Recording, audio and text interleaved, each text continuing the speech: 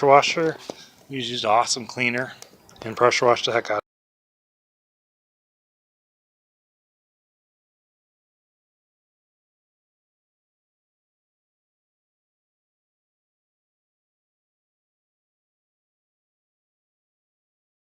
Spray painted a little bit, brushed on. So you really have to do prep work like painting anything else, a car or doing anything. Prep work is all that matters.